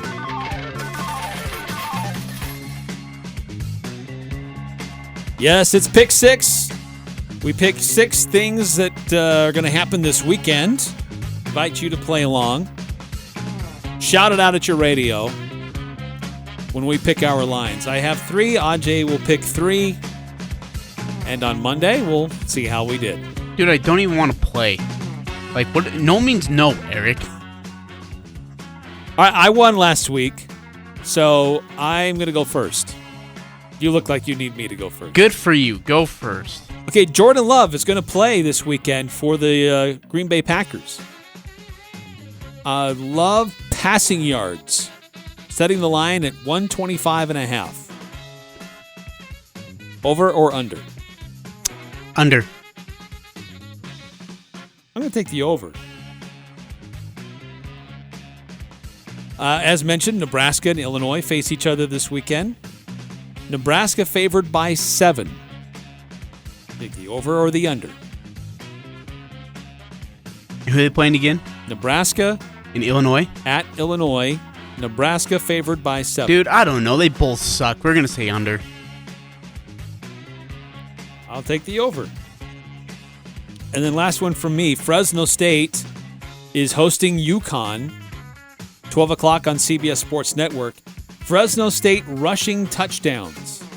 Setting the line at 3.5. Under.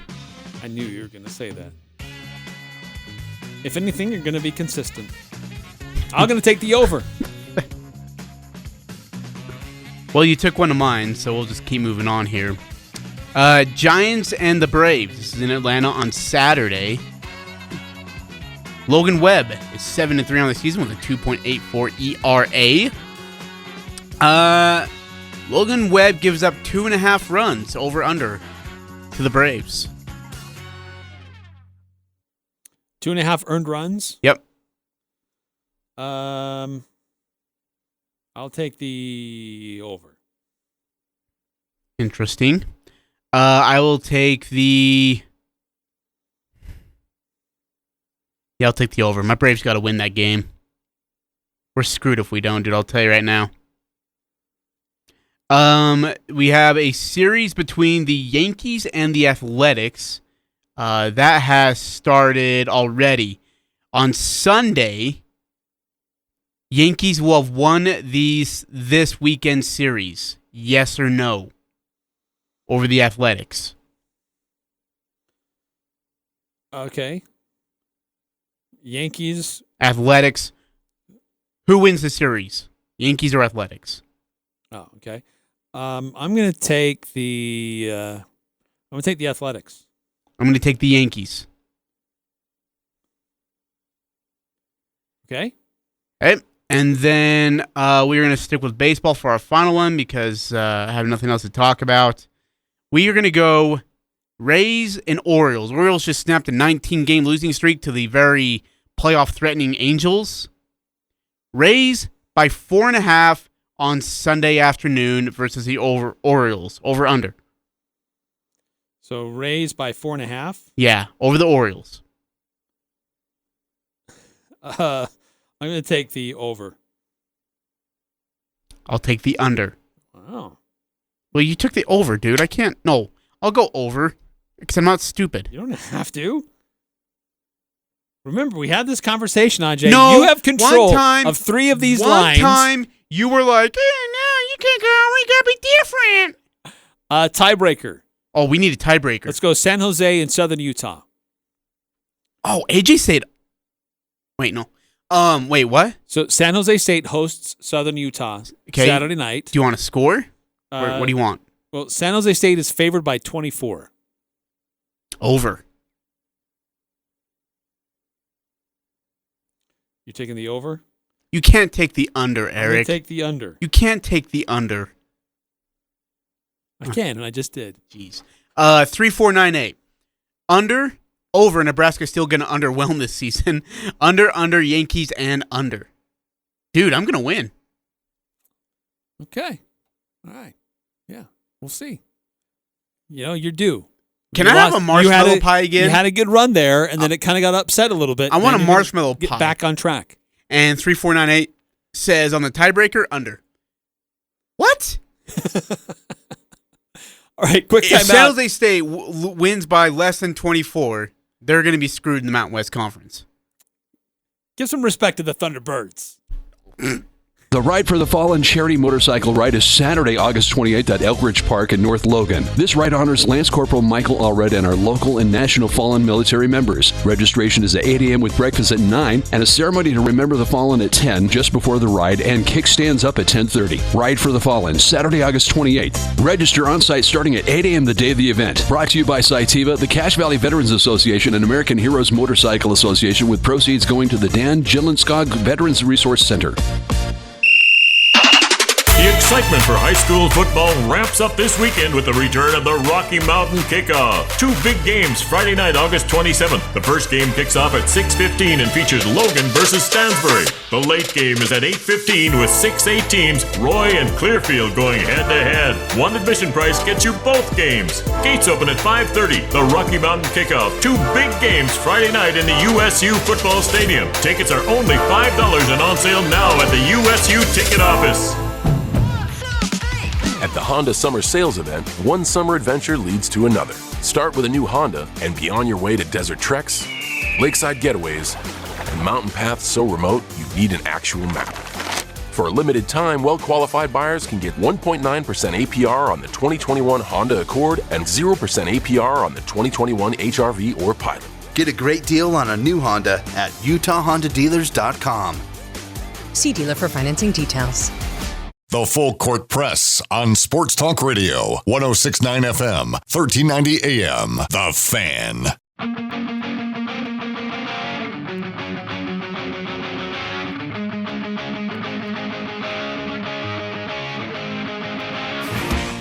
Eric Frandsen, Ajay, Salvesen. Hey, don't forget that Rocky Mountain Kickoff is coming up tomorrow. Oh, we did forget we were going to give away some tickets.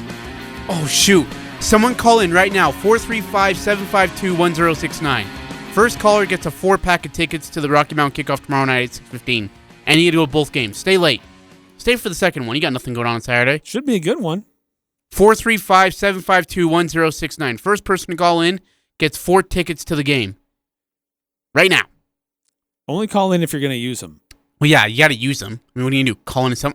Guess where I'm going? I'm going. Away to hey, by the way, I am excited that I get to go to the rodeo because I am craving a funnel cake. So big thanks to 9315 for allowing me to go to the rodeo. I am gonna chow down. I'm gonna interview the bull.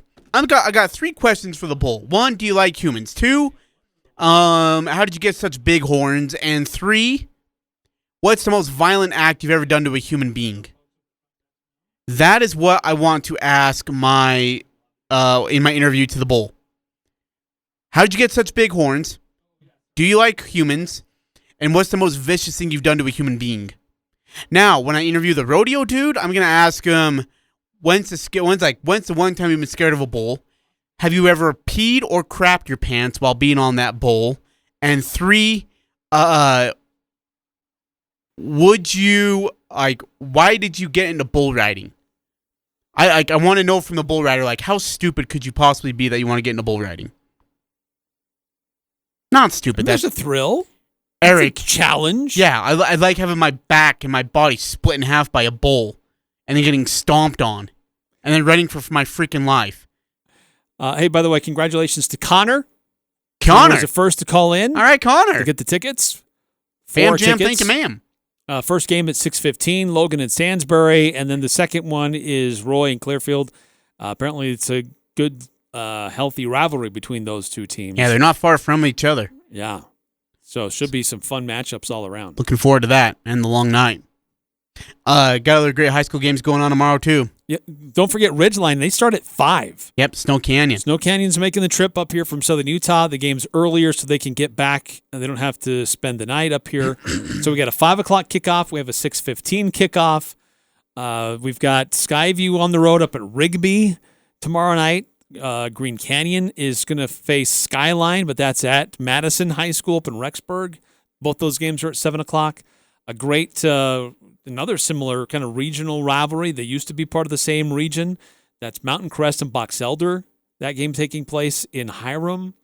That should be really fun. Both two teams kind of find themselves a little bit. This could be a good opportunity for them to start to get a little bit of momentum. And then on Saturday, you got Bear River on the road. They're going to face Madison. That'll be actually Saturday night at 8 o'clock at Madison High School. So late game. Late game, and we'll have the games on our family of radio stations, over the air, streaming online, video streaming for most of these games as well.